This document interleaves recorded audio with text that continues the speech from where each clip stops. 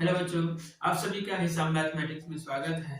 बच्चों, आज हम क्लास 10th का जो हमारा अगला कॉन्सेप्ट है algebraic method of solving pair of linear equations, एक रैखिक समीकरण युग्म को हल करने की बीजगणितीय विधि। ये हमारा चैप्टर 3 चल रहा है, pair of linear equation in two variables में। इससे पहले हमने क्या किया था, किसी समीकरण युग्म को कैसे ग्राफी विधि से, कैसे ग्राफिकल मेथड से सॉल्व करते हैं, हल करते हैं, हमने ये पढ़ा था। अब हम क्या करेंगे, किसी समीकरण युग्म को, पेयर ऑफ इक्वेशन को सॉल्व करेंगे बाय द अलजेब्राइक मेथड। हम बीजगणितीय विधि से क्या करेंगे, समीकरण युग्म को हल करेंगे। और यहाँ पे किसी समीकरण युग्म को हल करने की जो बीजगणितीय विधि है, यहाँ पे 3 मेथड्स हैं, 3 विधि है। हमारा यहाँ पे पहला मेथड है सब्स्टिट्यूशन मेथड, प्रतिस्थापन विधि।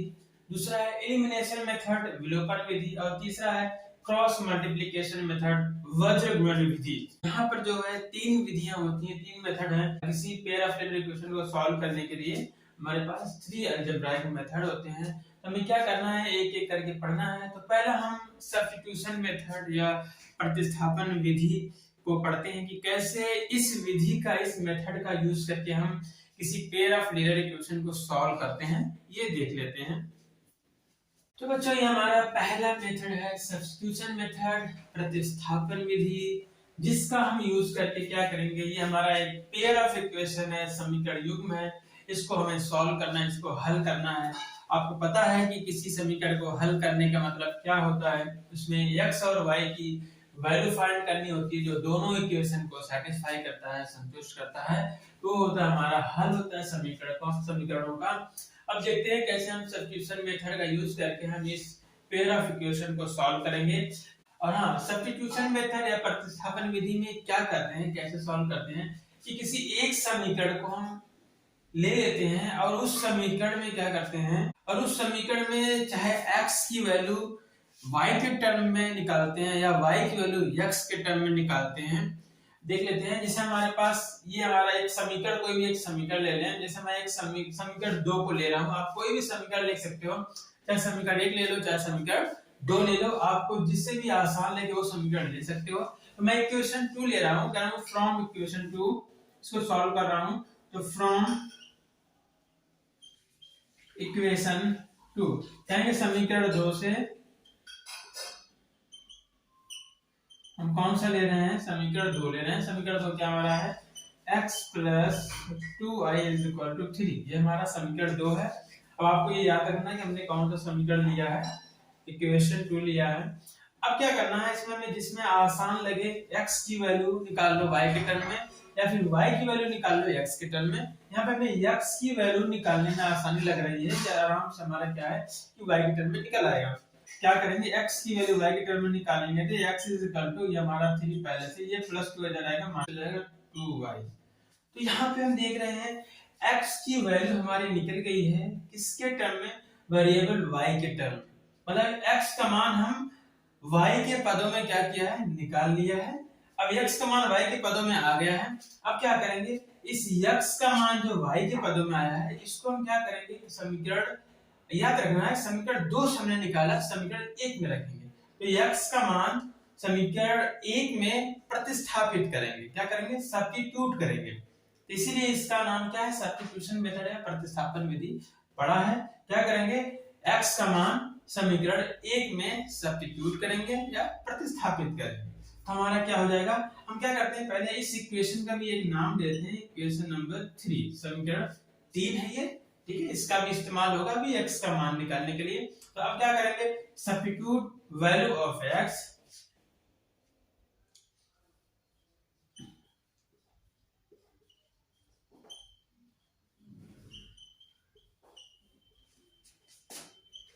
इन इक्वेशन 1, ठीक है। ये समीकरण 2 से आया था, तो समीकरण 1 में रखेंगे। x का मान समीकरण 1 में प्रतिस्थापित करने पर,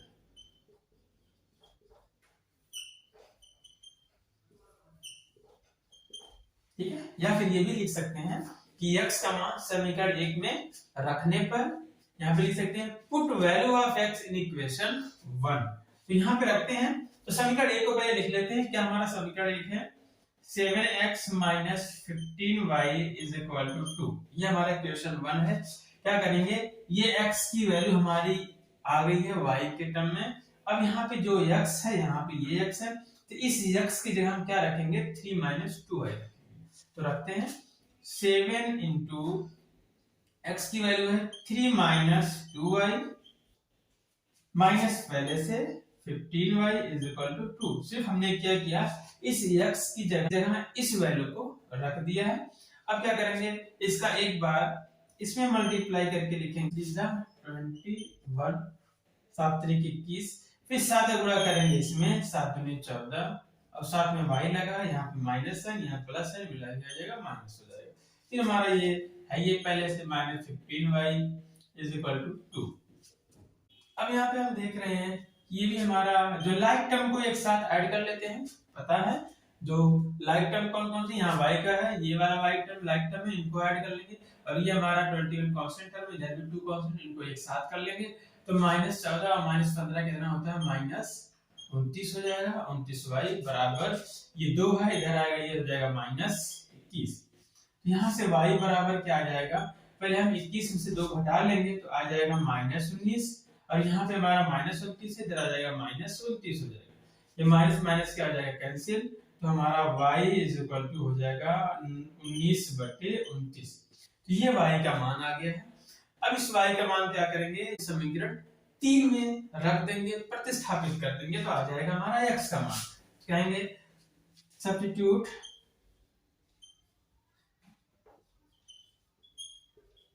value of y in equation 3।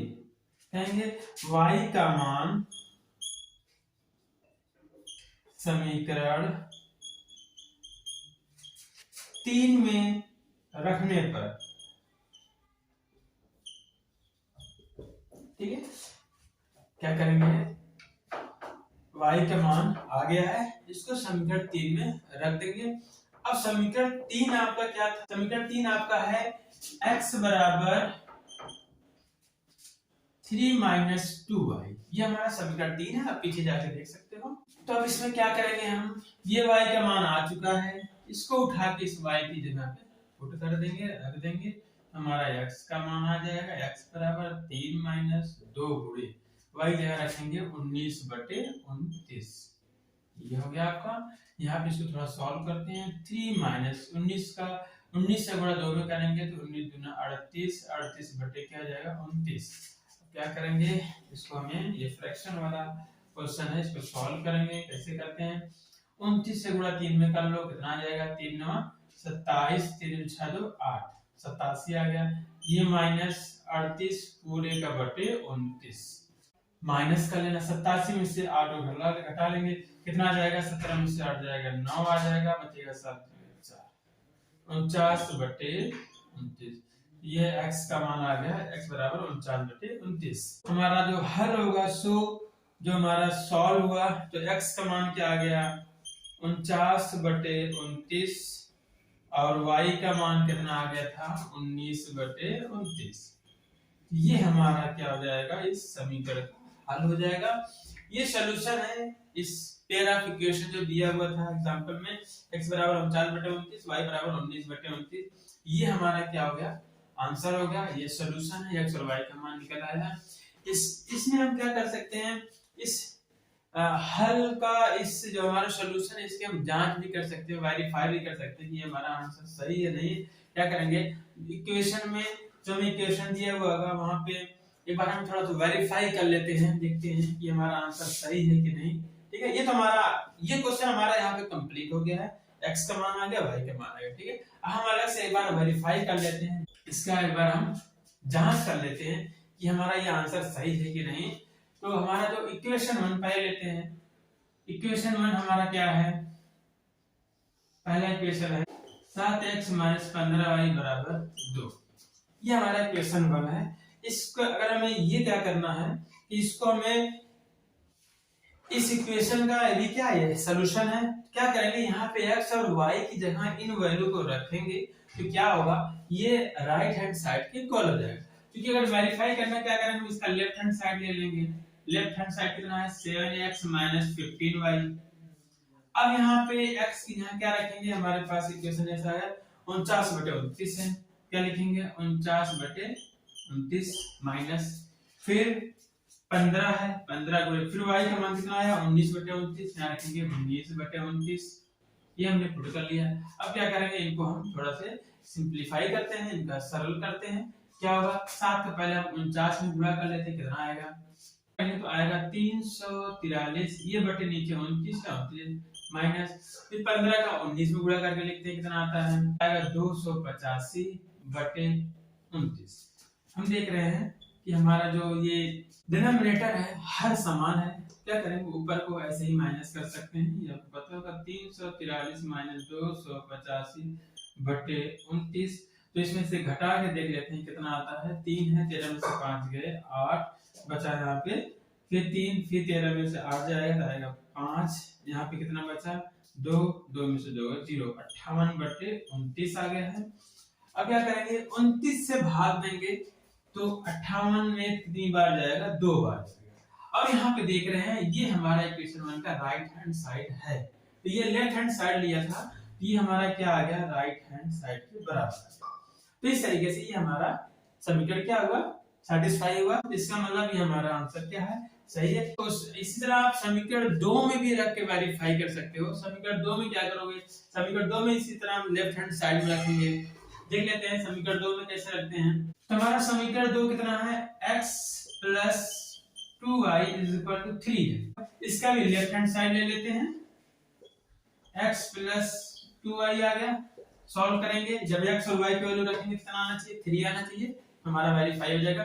x की वैल्यू 49/29, ये 49/29 हो गया, प्लस 2 इंटू y की वैल्यू हो 19/29, ये हो गया 19/29।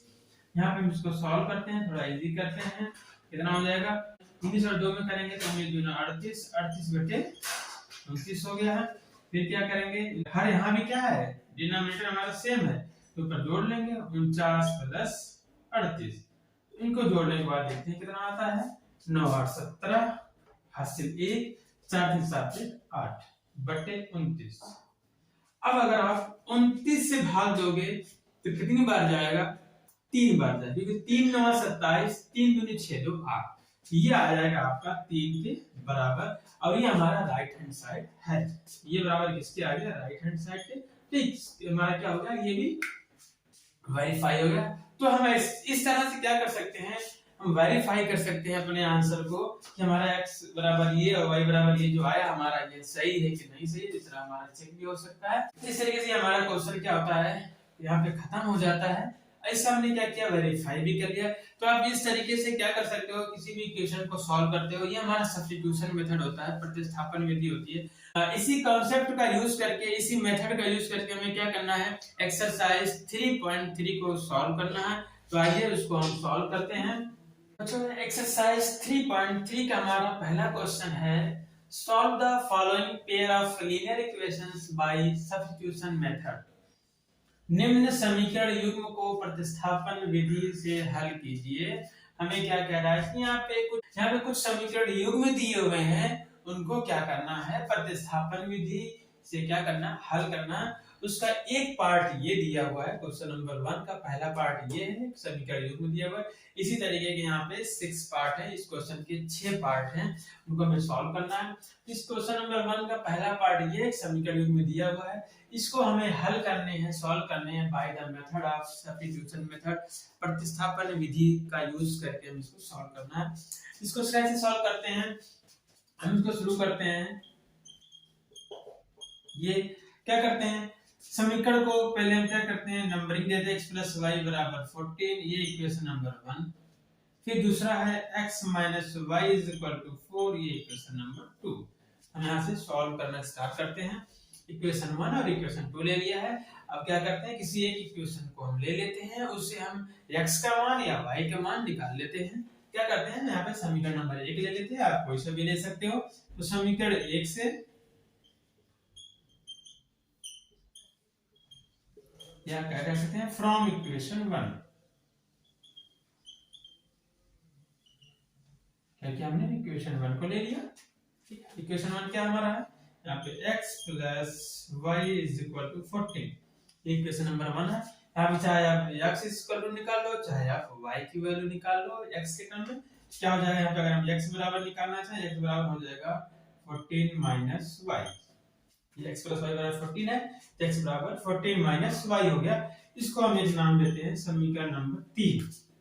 अब यहाँ पे क्या करते हैं, इस x का मान उठा के समीकरण, यहाँ ये ध्यान देना होता है कि ये x का मान किस समीकरण से निकला है, समीकरण 1 से निकला है, तो इसमें अब इसको किस में रखेंगे, समीकरण 2 में रखेंगे, सब्स्टिट्यूट किस में करेंगे, समीकरण 2 में। तो कहेंगे सब्स्टिट्यूट वैल्यू ऑफ x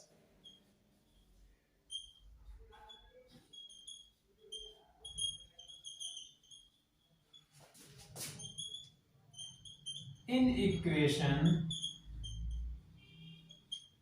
किसमें रखेंगे, 2 में, क्योंकि ये हमारा समीकरण 1 से आया हुआ है। कहेंगे x का मान समीकरण 2 में रखने पर, ठीक है, x का मान समीकरण 2 में रखने पर हम यहाँ पे रख लेते हैं। तो देखते हैं क्या आता है। पहले हम समीकरण 2 को लिख लेते हैं। समीकरण 2 हमारा है क्या, समीकरण 2 है x माइनस वाई बराबर 4, ये हमारा समीकरण 2 है। अब क्या करेंगे, x का मान हमने ये निकाल लिया है, इसमें x की जगह क्या रखेंगे 14 माइनस वाई, इस पूरी की जगह क्या रखेंगे 14 माइनस वाई, ये तो हमारा x की वैल्यू थी, हमने सब्स्टिट्यूट कर दिया यहाँ पे इस इक्वेशन में। अब माइनस वाई, पहले से minus Y is equal to 4। अब क्या करेंगे, जो हमारे पास लाइक टर्म है उनको एक साथ ऐड या सब्ट्रैक्ट कर लेंगे। यहाँ देखते हैं माइनस वाई, यहाँ भी माइनस वाई, ये ऐड हो जाएगा माइनस 2y हो जाएगा, तो यहाँ से हो जाएगा माइनस, पहले इसको लिख देते हैं 14 minus 2y is equal to 4। Minus Y को ऐड कर लिया है, तो इसको भी इसी से हम क्या कर सकते हैं, इधर ट्रांसफर कर दें, ये प्लस 14 इधर आएगा, क्या जाएगा माइनस 14 हो गया। अब ये minus 2y is equal to, अब ये 14 है माइनस, अब ये प्लस 4 है, क्या आ जाएगा 14 में से 4 को घटाएंगे तो 10 आएगा, लेकिन ये माइनस वाला नंबर बड़ा, ये माइनस, यहाँ से y इज इक्वल टू हो जाएगा माइनस 10 अपॉन माइनस 2, जब हम 2 से डिवाइड करेंगे तो ये आ जाएगा 5, क्योंकि बाद में माइनस के से 2 5 है 10। तो यहाँ पे देख रहे हैं हमारी y की वैल्यू कितनी आ गई है, 5 आ गई है। अब क्या करेंगे, इस y की वैल्यू उठा के किसमें रखेंगे, अब इस y का मान आप चाहे समीकरण 1 में रखो, चाहे आप समीकरण 2 में रखो, और चाहे आप समीकरण 3 में रखो, अब किसी में रखोगे आपको x का मान मिल जाएगा। ठीक, आपको जिसमें भी आसान लग रहा है, जिसमें भी इजी दिख रहा है कि हमारा इसमें आसानी से x का मान निकल आएगा y का मान रखने पर, तो आप रख सकते हो। यहाँ पे देखोगे तो यहाँ पे समीकरण 3 जो बनता है इसी के लिए बनता है कि आप यहाँ पे आसानी होगी, क्योंकि यहाँ पे x इज इक्वल टू लिखा हुआ पहले से, सिर्फ क्या करना है y की जगह इस नंबर को पुट कर देना है, हमारा यहाँ पे x की वैल्यू आ जाएगी। तो इसलिए हम क्या करते हैं, y का मान समीकरण 3 में प्रतिस्थापित करते हैं। सब्स्टिट्यूट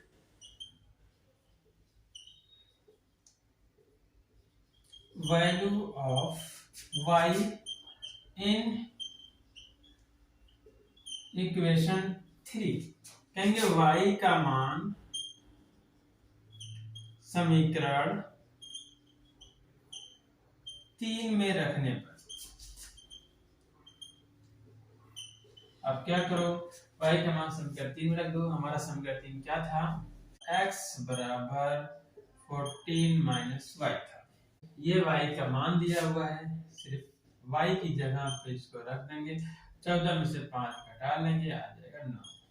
सो हमारा जो सॉल्यूशन हो जाएगा, हल जो हो जाएगा, क्या हो जाएगा, x बराबर 9 और y बराबर 5, ये हमारे हो जाएंगे सॉल्यूशन इन इक्वेशन के, जो हमारा समीकरण में दिया था उनका हल आ जाएगा, x बराबर 9 और y बराबर 5।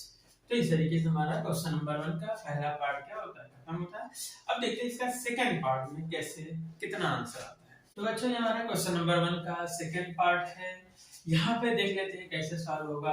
हम इसको सॉल्व करते हैं, ठीक है। सबसे पहले क्या करेंगे, इनके क्वेश्चन का नंबर दे देंगे। ये हमारा है s minus p is equal to 3, इसको बोल रही है क्वेश्चन नंबर हमारा 1 हो गया। फिर हमारा दूसरा है s/3 plus t/2 is equal to 6। ये हमारा इक्वेशन नंबर 2 हो गया। हमें पता है अब क्या करना होता है, अगला स्टेप कोई भी एक समीकरण ले लेंगे। तो हमें इसमें समीकरण नंबर 1 लेना आसान लग रहा है। क्या करेंगे, समीकरण 1 से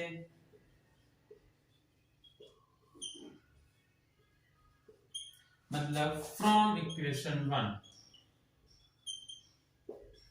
क्या करेंगे, इक्वेशन 1 को लिख लेते हैं पहले, s minus T is equal to 3। यहाँ पे हम s की वैल्यू निकाल लेते हैं t के टर्म में। हम क्या करते हैं, s का मान निकाल लेते हैं यहाँ पे t के पदों में, यहाँ माइनस है तो हो जाएगा प्लस। इसको क्या देते हैं, समीकरण नंबर 3। ये हमारा तीनों समीकरण हो गए। अब क्या करना है, s का मान निकल गया। हमने किस समीकरण से निकाला, समीकरण 1 से निकाला है। अब इस s का मान कहाँ पे रखेंगे, समीकरण 2 में रखेंगे। ये चीज हमें ध्यान रखना होता है। हम ये लिख सकते हैं, put value of s, put value of s in equation 2। कहते हैं s का मान समीकरण 2 में रखने पर,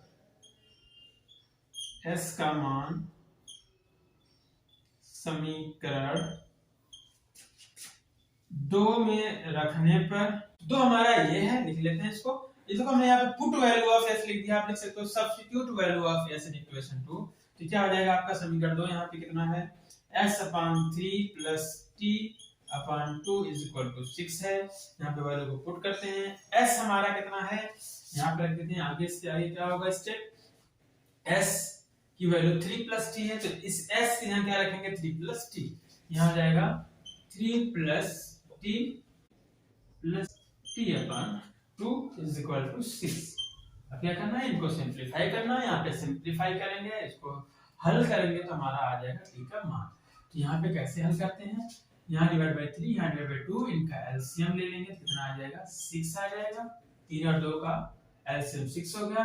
फिर 3 से भाग देते हैं, 2 बार जाएगा, 3 दूनी 6, 2 बार जाएगा, 2 से ऊपर गुणा करेंगे, 2 गुणे 3 प्लस t, 3 प्लस 2 से डिवाइड करेंगे, 3 बार जाएगा, 3 into t is equal to 6। इस तरह इसको हम सॉल्व करते हैं फ्रैक्शन को। अब यहाँ 2 का एक बार से मल्टीप्लाई, 2 3 जा 6 प्लस 2 का t में 2t, फिर यहाँ पे हमारा प्लस 3t है, ये divide by 6 is equal to 6। अब क्या करेंगे, हम इसका तेरे गुणा कर सकते हैं, क्योंकि इसको हम कर सकते हैं 6/1। 1 का इसमें गुणा होगा सेम आ जाएगा, और 6 का 6 में गुणा करेंगे 36 आ जाएगा। तो यहाँ पे देख लेते हैं एक बार, 6 प्लस ये लाइक टर्म है, इनको क्या करेंगे, ऐड करेंगे, 2 plus 3 5t is equal to 6 का 6 से मल्टीप्लाई होगा, आ जाएगा 36। अब इस 6 को ट्रांसफर करके इधर लेके आएंगे, तो जाएगा 5t is equal to 36 minus 6, 36 minus 6 पता है कितना होता है, 5t बराबर 36 में 6 गए 30 आ जाएगा। तो यहाँ से t का मान आ जाएगा 30/5, 5 से भाग देंगे तो आ जाएगा 6। तो यहाँ पे t की वैल्यू आ गई 6। अब t का मान आप किसी भी इक्वेशन में रख सकते हो, तो t का मान हम क्या करेंगे, समीकरण 3 में रख देंगे, हमारा आसानी से s का मान आ जाएगा। यहाँ पे इसके आगे जो स्टेप हमारा है हम यहाँ पे लिख रहे हैं, कहेंगे put value of t in equation इसमें 3 में रखेंगे, कहेंगे t का मान समीकरण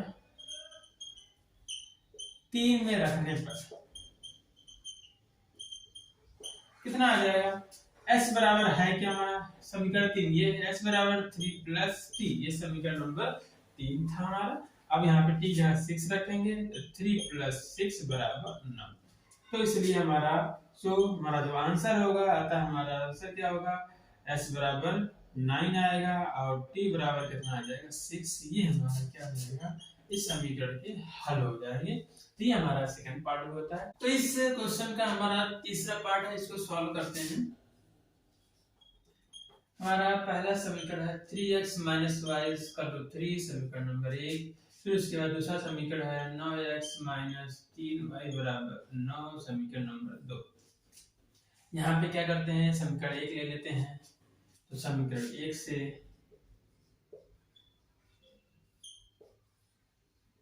क्या कहेंगे, फ्रॉम इक्वेशन 1 को क्या हमारा लिख लेते हैं हम 3x minus Y equal to 3। यहाँ पे क्या करते हैं हम x का मान ना निकाल के y का मान निकालते हैं, जिसमें हमें आसान दिख रहा है। तो माइनस वाई बराबर हो जाएगा 3x जाएगा तो माइनस 3x। अब ये माइनस को हटाना है, क्या करेंगे -1 से पूरे इक्वेशन में मल्टीप्लाई कर लेंगे, तो ये हमारा प्लस हो जाएगा, फिर ये माइनस से ये प्लस हो गया, ये हमारा माइनस हो गया। y बराबर 3x माइनस 3 आ गया। ये इक्वेशन नंबर क्या करते हैं 3 लिख देते हैं। अब हमारा x के टर्म में y का मान आ गया, तो y का मान कहाँ पुट करेंगे, सब्स्टिट्यूट करेंगे समीकरण नंबर 2 में, क्योंकि समीकरण नंबर 1 से ये आया, समीकरण 2 में इसको रखेंगे। कहेंगे पुट वैल्यू ऑफ y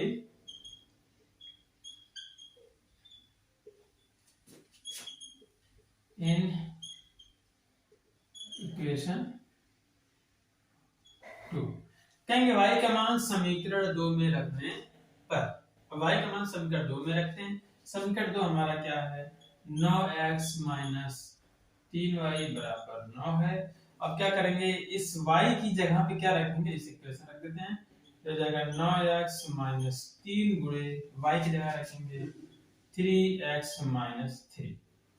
अब इसके आगे इसको ये इज इक्वल टू क्या है 9 है। इनको थोड़ा सॉल्व करते हैं। 9x माइनस 3 का 3 मल्टीप्लाई होगा, 3 3 जा 9x, फिर माइनस माइनस प्लस हो गया, 3 3 जा 9 इज इक्वल टू 9। अब यहाँ पे देख रहे हैं प्लस 9x माइनस 9x क्या हो जाएगा कैंसिल, यहाँ बचेगा 9 बराबर आ गया 9। अब यहाँ पे हम देख रहे हैं जब हमने क्या किया y का मान समीकरण 2 में रख दिया है, तो यहाँ पे x का मान आता है। अब यहाँ पे ये कहेंगे, यहाँ पे x की कोई भी वैल्यू ले लोगे, अब x का कोई भी वास्तविक मान ले लो, कोई भी रियल वैल्यू ले लो, वो क्या होगा इस समीकरण को सेटिस्फाई करेगा। ये दोनों क्या हो गए इक्वल हो गए। तो अब यहाँ पे क्या होगा x का जो मान होगा वो अनंत वास्तविक मान हो सकते हैं। x can have infinite real values. हम कहेंगे x का अनंत मान हो सकता है। क्या होगा x का अनंत वास्तविक मान हो सकते हैं। यहाँ पर x के अनंत वास्तविक मान हो सकते हैं, और जब x के अनंत मान होंगे तो y बराबर हमारा इतना है। x के जब अनंत मान होंगे तो y के मान भी क्या होंगे अनंत हो सकते हैं। तो कहेंगे इसलिए y can have infinite real values. कहेंगे इसलिए क्यों values, because y is equal to 3x minus 3 है। तो यहाँ पे y का भी मान अनंत वास्तविक मान हो सकते हैं।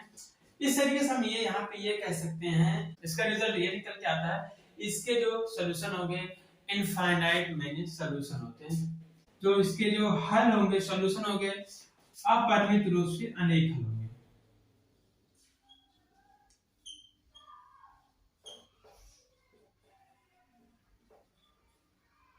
अपरिमित रूप से अनेक हल हैं, मतलब इनफाइनाइट मेनी सॉल्यूशन है।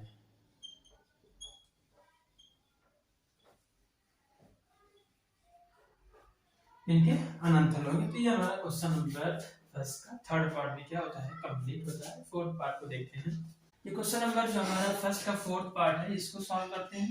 इसमें हमारा क्या है, एक क्वेश्चन नंबर 1 दिया हुआ 0.2x plus 0.3y is equal to 1.3। ये क्वेश्चन नंबर 1 ले लेते हैं। फिर क्वेश्चन नंबर 2 हमारा है 0.4x plus 0.5y is equal to 2.3। ये क्वेश्चन नंबर 2 हमें पता है कैसे सॉल्व करते हैं। समीकरण 1 को ले लेते हैं या समीकरण 2 को ले लेते हैं। हम यहाँ पे समीकरण 1 लेते हैं। समीकरण 1 से या फ्रॉम इक्वेशन 1। फ्रॉम इक्वेशन 1 क्या हो जाएगा हमारा, ले लेते हैं 0.2x plus 0.3y is equal to 1.3। यहाँ पे हम क्या करते हैं x की वैल्यू निकाल लेते हैं, y के टर्म में क्या हो जाएगा 0.2x हमारा यहीं पर रहेगा इज इक्वल टू 1.3 यहीं पे है। सिर्फ इसको क्या कर रहे हैं प्रतिस्थापित, हम इसको क्या कर रहे हैं इसको पक्षांतर करना, तो ये प्लस है तो माइनस हो जाएगा 0.3y। तो यहाँ से x इज इक्वल टू क्या हो जाएगा 1.3 माइनस 0.3y डिवाइड बाई 0.2, ये हमारा आ गया। अब क्या करते हैं इस x का मान, ये हम उसको यहाँ पे x का मान आ गया, इसको हम लिखते हैं समीकरण नंबर 3।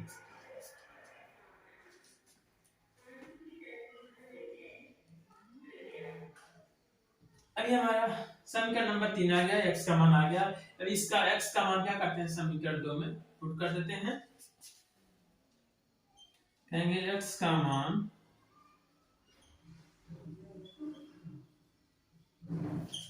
समीकरण 2 में रखने पर क्या कहेंगे put value of x in equation 2। Equation 2 हमारा ये है 0.4x plus 0.5y is equal to 2.3, ये हमारा हो गया। x की जगह क्या रखेंगे इस पूरे वैल्यू को रखेंगे, यहाँ पे है 0.4 इंटू x की जगह रखेंगे 1.3 माइनस 0.3 1.3 डिवाइड बाई 0.2, ये हमारा x की जगह पे हो गया। अब प्लस क्या है 0.5y इज इक्वल टू 2.3, ठीक है। इसके आगे करते हैं हम आगे, इससे आगे करेंगे क्या होगा, हम यहाँ पे क्या कर सकते हैं इस 0.2 को इसमें डिवाइड कर सकते हैं। इसमें डिवाइड करेंगे 0.2 से 0.4 में कितना आ जाएगा 2 आ जाएगा।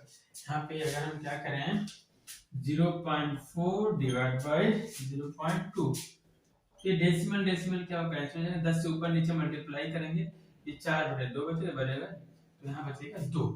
मतलब इस 0.2 को 0.4 में डिवाइड करेंगे कितना आ जाएगा, यहाँ पे कितने हैं 2 इंटू अंदर कितना है 1.3 माइनस 0.3y, फिर यहाँ पे हमारा ये हो गया पूरा। अब 0.5y बचा plus 0.5y is equal to 2.3, ये हमारा पहले से है। अब क्या करेंगे ब्रैकेट को ओपन करेंगे, 2 से मल्टीप्लाई करेंगे दोनों में, 2 इसमें करेंगे 13 दूनी 26 होता है, एक अंक के बाद दशमलव लगा लेंगे माइनस फिर 2 3 6 0.6y plus 0.5y is equal to 2.3, ठीक। अब क्या करेंगे 2.6 को हम ट्रांसफर करेंगे उधर, और ये देखना है 0.6 माइनस है, फिर 0.5 माइनस करेंगे आएगा 0.1, लेकिन बड़ा कौन है ये नंबर बड़ा है, तो हमारा आ जाएगा माइनस 0.1 साथ में y इज इक्वल टू 2.6 इधर जाएगा 2.3 माइनस 2.6, इसके आगे क्या होगा, अब ये minus 0.1y is equal to यहाँ माइनस करेंगे 2.3 माइनस 2.6, बड़ा नंबर हमारा 2.6 है, तो हमारा इसी का साइन आ जाएगा 0.3, तो यहाँ से y इज इक्वल टू हो जाएगा minus 0.3 divide by minus 0.1, minus minus से कैंसिल, ऊपर नीचे अगर हम 10 से गुणा करेंगे आ जाएगा 3/1, मतलब y का मान आ गया 3। तो y का मान आ चुका है। अब क्या करेंगे y का मान समीकरण 3 में रख देंगे तो x का मान आ जाएगा। y का मान क्या होगा, y का मान समीकरण 3 में रखने पर मतलब put value of y in equation 3, क्या हो जाएगा यहाँ पे हमारा इक्वेशन नंबर 3 ये है x बराबर 1.3 माइनस 0.3y डिवाइडेड बाय 0.2, ये हमारा इक्वेशन नंबर 3 यही था। अब इसमें क्या करेंगे y की जगह क्या रखेंगे 3 रखेंगे, कितना हो जाएगा 1.3 माइनस 0.3 इंटू y की जगह क्या रखेंगे 3 डिवाइड बाय 0.2 हो गया। अब क्या आ जाएगा 1.3 माइनस 3 का 3 मल्टीप्लाई होगा 3 3 से 9, एक अंक के बाद दशमलव लगेगा डिवाइड बाय 0.2।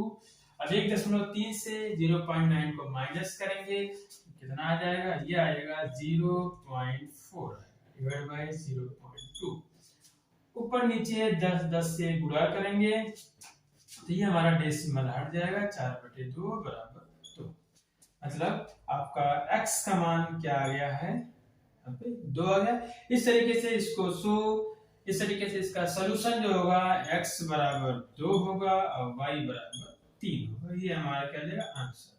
तो हमारा जो फोर्थ पार्ट था, इस इक्वेशन का जो हल है, सॉल्यूशन है, x बराबर 2 y बराबर 3 आ जाएगा। आप इसका वेरीफाई भी कर सकते हो। इनकी वैल्यू लेफ्ट हैंड साइड में रखोगे तो राइट हैंड साइड के इक्वल आ जानी है। ये हमारा क्वेश्चन नंबर फर्स्ट का फोर्थ पार्ट होता है। इसका 5 पार्ट देखते हैं। अच्छा, ये हमारा 5वां पार्ट है। क्या करते हैं, इसको सॉल्व करते हैं। ये हमारा पहला इक्वेशन है √2x + √3y = 0, इक्वेशन नंबर 1। फिर यहाँ पे हमारा दूसरा इक्वेशन है √3x + यहाँ पे -√8y = 0, इक्वेशन नंबर 2। क्या करते हैं, किसी एक इक्वेशन को ले लेते हैं। हम यहाँ पे समीकरण 2 ले लेते हैं फ्रॉम इक्वेशन 2। समीकरण 2 रखेंगे तो क्या हो जाएगा, समीकरण 2 है क्या हमारा √3x - √8y = 0। तो यहाँ से अगर हम निकालें x की वैल्यू निकालनी है, √3x = हो जाएगा माइनस ही जाएगा, क्या हो जाएगा प्लस हो जाएगा √8y। यहाँ से x बराबर आ जाएगा √8/√3 × y। ये समीकरण नंबर 3 हो जाएगा। अब क्या करना है, x की वैल्यू पुट करेंगे इक्वेशन 1, क्योंकि ये 2 से निकला हुआ है। तो put value of x in equation इसमें 1 में, x का मान समीकरण 1 में रखने पर क्या हो जाएगा आपका, समीकरण 1 है क्या, √2x + √3y = 0। यहाँ पे रख देते हैं x की जगह हमारा √2 × x की जगह क्या है, √8/√3 × y प्लस √3 पहले से दिया हुआ है, √3 × y = 0। यहाँ पे देख रहे हैं, यहाँ भी y है, यहाँ भी y है। हम इन y को कॉमन ले लें तो क्या आ जाएगा, इसके आगे y × ब्रैकेट यहाँ बचेगा √2 × √8 डिवाइड बाय √3। तो पहले में ये y पूरा निकल गया तो ये पूरा टर्म बचा, प्लस फिर y निकलेगा प्लस √3 बचेगा, प्लस √3 = 0। अब यहाँ पे हम देख सकते हैं कि ये वाला पार्ट तो हमारा 0 होगा नहीं, क्योंकि क्या है कि इसका मल्टीप्लिकेशन y × ये क्या आना है, 0 आना है। जबकि हमें नंबर दिख रहे हैं, कोई रियल नंबर आएगा, यहाँ पे कुछ वैल्यू आएगी, इसका मल्टीप्लाई करेंगे, ये 0 तो है नहीं। तो 0 हमारा कौन है, y होगा, तभी तो मल्टीप्लाई होकर 0 आया है। इसका मतलब ये है, तो इसलिए यहाँ पे y इसका लो क्या होगा, 0। मतलब इसका y का मान कितना आएगा, 0 आएगा।